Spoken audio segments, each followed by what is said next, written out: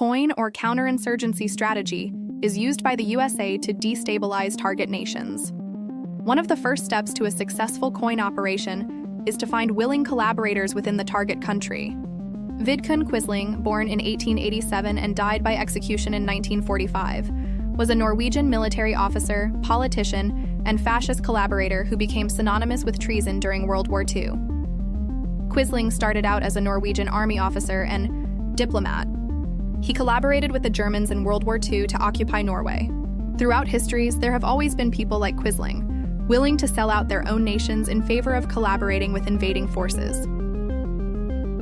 The Vichy government in France is another example of leaders of a country willing to go along to get along. As this clip describes, coming up next, the US COIN strategy is all about winning over the people within a target population. The US will often cultivate relationships with individuals within their targeted nation for years to build up dependence and loyalty to them, and their goals to exploit their target nation.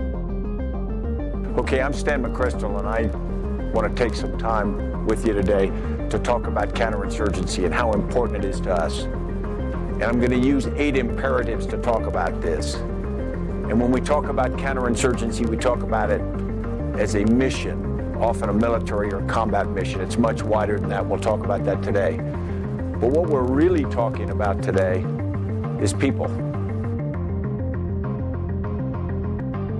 In COIN, the invading nation will surveil the population to find if there are any business, religious, sport, entertainment, or political leaders the invading nation can use to annex their target nation. The invading nation will exploit existing tensions in the target nation to increase social and economic unrest. Case in point, the majority of the funders of the Freedom Convoy resided in the USA. Foreign propaganda around vaccine mandates and cultural divides in Canada turned a protest into a nearly month-long occupation of Canada's capital city. The Freedom Convoy cost Canada nearly $5 billion in lost trade and retail revenue. In intercepted communications, the U.S. is running a COIN strategy on Greenland. From the reporting, the Central Intelligence Agency, the Defense Intelligence Agency, and the National Security Agency were all included in the message. It told chiefs to study Greenland's independence movement and attitudes to American efforts to extract resources on the island, according to the Journal, citing 2 unnamed officials familiar with the matter.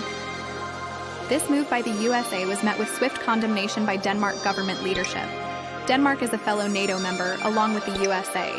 Yet, as with Canada, the US is now behaving like an economic and military adversary with both the European Union and Canada. We are living through very scary times. The best approach is to stay informed. Learn the tactics and identify those voices in Canadian politics, media, and other spheres of influence who are sharing pro-American propaganda. Be careful, Canada, and elbows up.